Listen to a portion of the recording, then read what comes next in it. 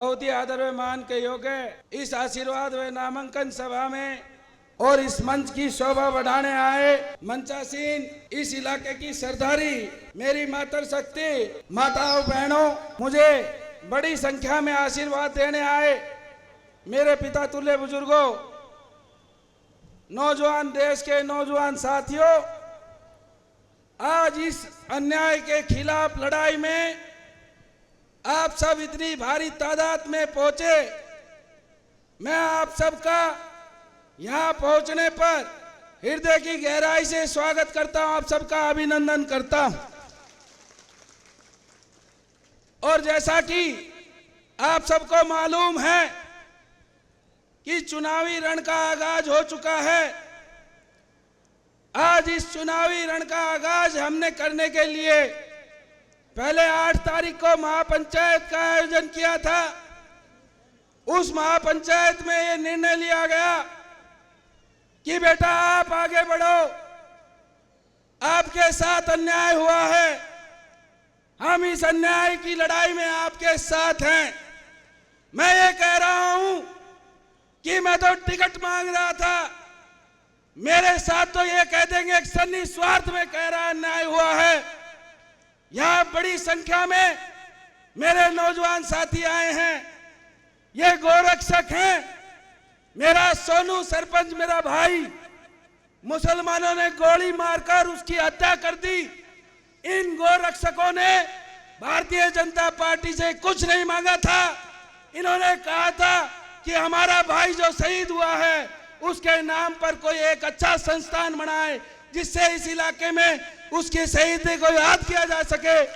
तो यह भारतीय जनता पार्टी वो दगाबाज पार्टी है जिसने 2014 में गौ माता के नाम पर हमसे वोट लिया।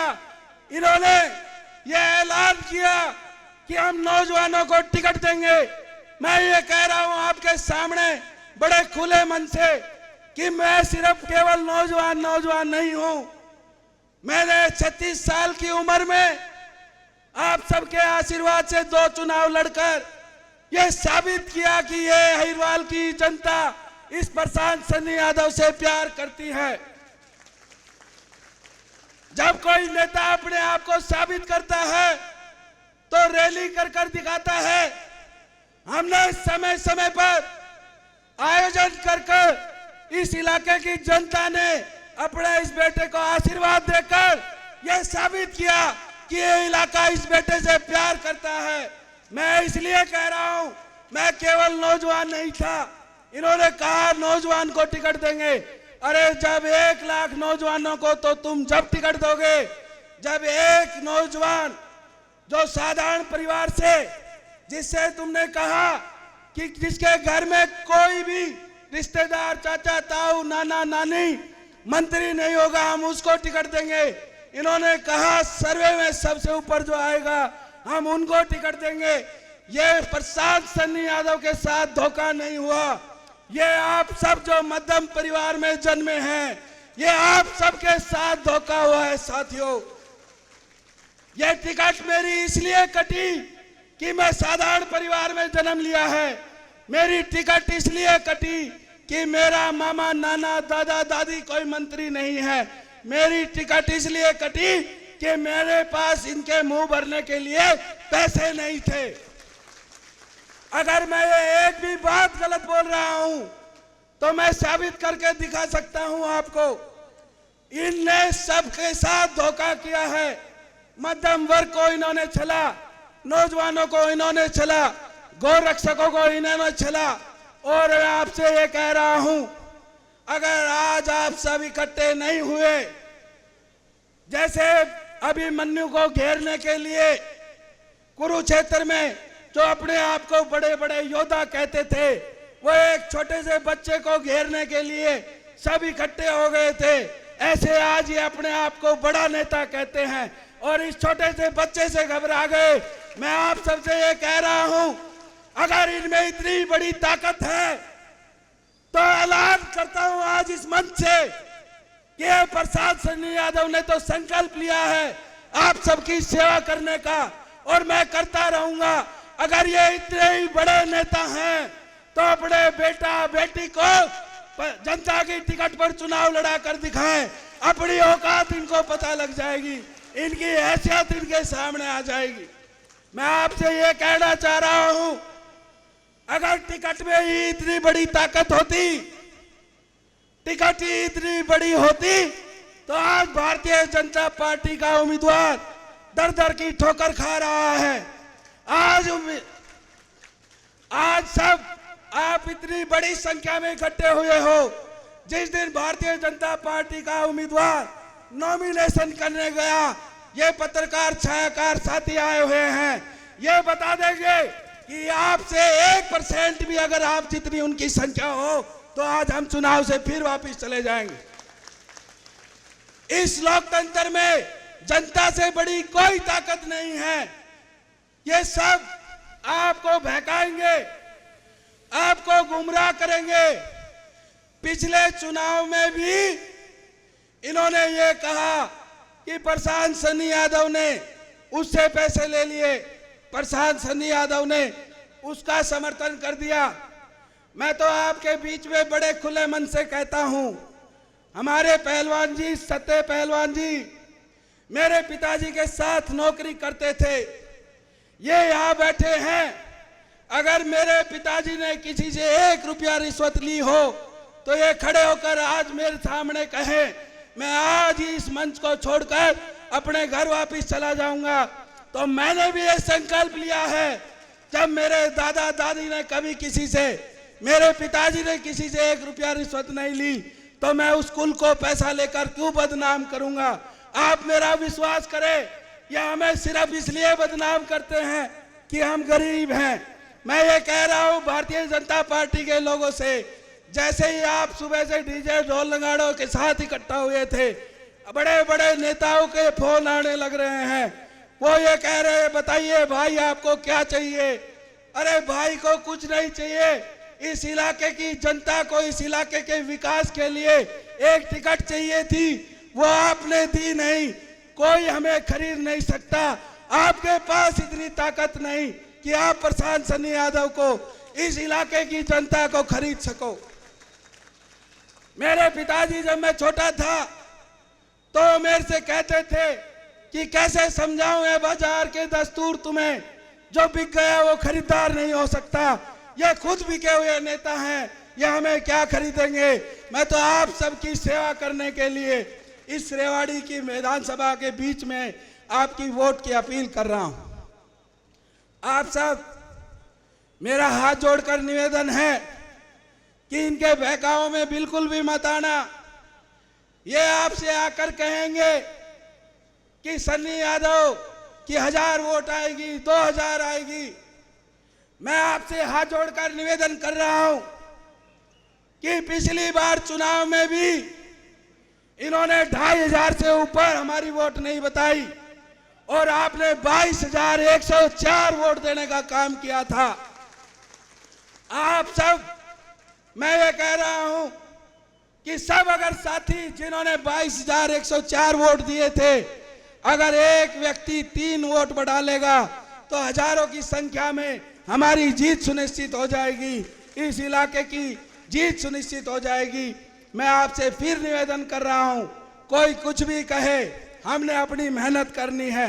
और आज पढ़ा लिखा व्यापारी, पढ़ा लिखा नौजवान ये चाह रहा है कि कुछ बदलाव हो और इस रेवाड़ी में इस परिवारवाद से मुक्ति मिले। इस भारतीय जनता पार्टी ने परिवारवाद को खत्म करने के लिए वोट मांगे थे या नहीं मांगे थे? अगर मैं गलत कह रहा हूं तो आप बताइए। इन्होंने फिर परिवारवाद को बढ़ाने का काम किया है, फिर उन्हीं पूंजीपतियों को हमारे सर पर थोपने का काम किया है। तो ये सब आपके बातें बीच में है। मैं ज्यादा इनको नहीं कोसूंगा, क्यों ज्यादा इनको कोसेंगे तो इनको और ज्यादा चढ़ेगा और आपके बारे में अफवाहें फैलाएंगे। मैं आपसे ये कह रहा हूं कि अगर आप हम बीच में जाएंगे तो घोषणा पत्र आज जारी करना था, समय के अभाव के कारण हम घोषणा पत्र जारी नहीं कर पाए। वो मैं कुछ ही दिनों में प्रेस के माध्यम से आप सबके बीच में पहुंचाने का काम करूंगा। आप सबके बीच में मैं मोटी मोटी इस इलाके की समस्या रखकर आपको ये संदेश और ये बात कह रहा हूं कि आप सब उन समस्याओं को लेकर लोगों के बीच में वोट मांगने का काम करेंगे। मैं ये कह रहा हूं, साथी आए हैं, ये बहुत परेशान हैं। भिवाड़ी से बड़ा गंदा पानी आता है और उसमें इतना गंदा केमिकल है कि शरीर के जिस भी अंग पर लग जाता है वो वहाँ दांत खाज खुजली करने का काम करते हैं। बड़े बड़े नेता चुनाव के समय वहाँ वादा करते हैं। आप अपने बेटे इस भाई की बात को लेकर जनता के बीच में जाइए कि अगर हमने उस समस्या का समाधान नहीं किया तो आपके बीच में हम अगली बार वोट मांगने नहीं आएंगे। ये मेरे नौजवान साथी हैं, ये बड़ी अच्छी अच्छी शिक्षा प्राप्त कर रोजगार के लिए भटकते रहते हैं। मैं आज इनके बीच में वादा करता हूं कि यहाँ स्थानीय कंपनी में आपको 75% आरक्षण दिलाकर आपका ये भाई दम लेगा, उससे पहले हम दम नहीं लेंगे। आज के दिन व्यापारी वर्ग जो सरकार को बड़ा अच्छा पैसा देता है, रेवेन्यू देता है, जिससे सरकार चलती है। मैं कटला बाजार में लोकसभा चुनाव में वोट मांगने गया था। उन व्यापारियों ने कहा कि हमें कुछ नहीं चाहिए, हम तो खुद साधन संपन्न है भाई। हम एक बार किसी अधिकारी से मिलने गए और उन्होंने हमारा अपमान कर दिया। तो मैंने उनको वादा किया था, आज आपके बीच में वादा कर रहा हूं, वो तो पढ़े लिखे लोग गए थे। मेरा गांव का कोई भी बुजुर्ग अगर अधिकारी के पास जाएगा और उसने अगर आपका अपमान कर दिया तो या तो अधिकारी नहीं या हम नहीं, ये आज आपके बीच में हम ऐलान करते हैं। मैं ज्यादा कुछ नहीं कहता हुआ आप सबके बीच में ये कह रहा हूं कि जितनी भी हमारी समस्याएं हैं हम उनका समाधान करने के लिए ना पहले कभी सोया और ना जब तक वो समस्याएं खत्म हो जाएंगी, ना जब तक चैन से सोऊंगा। आप मेरा साथ निभाएं। मैं आज आपके बीच में एक संकल्प ले रहा हूं कि जो मेरे मन में आज टीस बैठी हुई है, मैंने भाई गंपू से कहा था कि गीता का आप प्रबंध करिए। वो सौगंध मैंने गीता हाथ में लेकर खानी थी। मैं आज आपकी सौगंध, क्यों भी आज भी भगवान श्री कृष्ण के स्वरूप, आप भी माँ भगवती का स्वरूप आप मेरे बीच में बैठी हैं। मैं आपकी सौगंध खाकर एक कसम खाता हूं कि जिस तरह ये आपका बेटा कई महीने तड़फा है, इन नेताओं ने वोट लेकर और आपके बेटे को ये पूछा अपॉइंटमेंट लेकर मिलना। मैं आपके बीच में ये सौगंध ले रहा हूं कि आपके परिवार में जो जन्मा साधारण बच्चा अगर राजनीति के मैदान में आना चाहता है और वो मेरी तरह ये साबित कर देगा कि इलाका मुझसे प्यार करता है, तो मैं आज आपकी कसम खाकर कहता हूं उस बच्चे को घर बैठे टिकट देकर उस बच्चे का उज्जवल भविष्य हम बनाने का काम करेंगे। मैं आपसे ये कह रहा हूं कि बहुत कुछ मन में बातें हैं। ये नौजवान ये कहते हैं कि सन्नी यादव ने इन नौजवानों को बहका रखा है। अरे बहका नहीं रखा, मैं इनसे प्यार करता हूं और आप इनकी वोट लेकर इनको धोखा देते हो। आज का नौजवान पढ़ा लिखा नौजवान है। मैं इन सब से नौजवानों के संकल्प ले रहा हूं आपकी कसम खाकर कि आपके हक और हकूक की एक एक लड़ाई मैं मरते दम तक लड़ने का काम करूंगा। आज ज्यादा दिन नहीं बचे हैं, 4-5 दिन तो निशान आने में लग जाएंगे। 17 दिन का चुनाव बचेगा सिर्फ। आपसे मैं 17 दिन मांग रहा हूं, सारी जिंदगी आपका सेवा करने का काम करूंगा।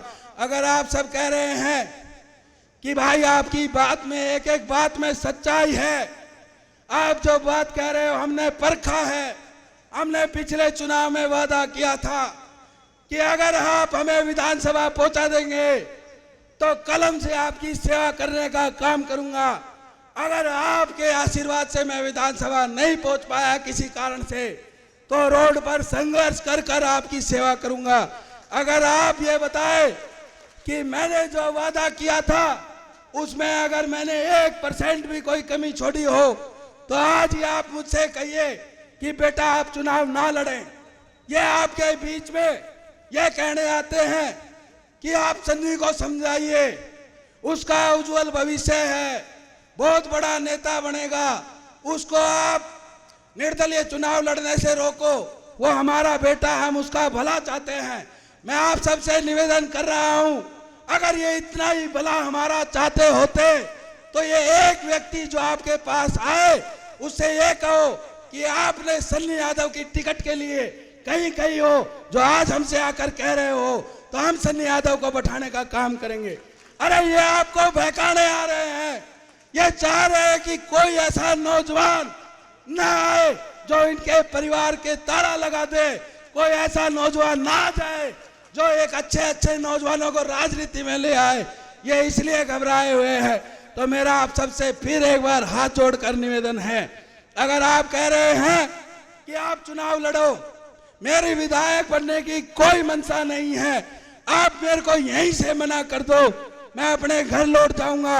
अगर आप कह रहे हो बेटे आप चिंता मत करो, क्योंकि आपकी वोट और नोट अब दोनों की आवश्यकता पड़ेगी, मैं आप सबसे 10-5 वोट और 1 नोट की अपील करता हूं।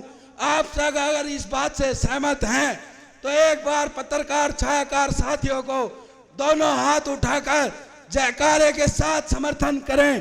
भारत माता की, भारत माता की, वंदे वंदे। आई हुई सरदारी की, माताओं बहनों की धन्यवाद। आप सभी साथियों से मेरा निवेदन है कि पहले की तरह माताएं बहनें, एक डीजे आगे लगा दिया जाएगा, पहले की तरह माताएं बहनें आगे चलेंगी, फिर बड़े बुजुर्ग चलेंगे और फिर मैं सब अपने नौजवान साथियों के साथ चलूंगा। तो आप सबसे अनुरोध है कि अनुशासन हमने दिखाना है, कोई भी इन विरोधियों को ऐसी बात ना मिल जाए जिससे आपके बेटे को बदनाम करने का काम करे। तो आप सब बड़े अनुशासन के साथ, पहले माताएं बहनें आगे चलेंगी, कोई जल्दबाजी नहीं करेगा। एक डीजे महाराणा प्रताप चौक पे पहले आगे लगवा लिया जाए, तब तक आप सब बैठे रहें, आराम आराम से। पहले माताएं बहनें आगे चलेंगी, फिर मेरे बड़े बुजुर्ग चलेंगे और फिर मैं इन नौजवानों का प्यारा, इनका सुख दुख का साथी, इन नौजवानों के साथ आपके कंधे के कंधा मिलाकर हम इन अन्याय के खिलाफ लड़ाई में इन सत्ता में बैठे लोगों को सबक सिखाने का आपकी आवाज के रूप में काम करेंगे। धन्यवाद।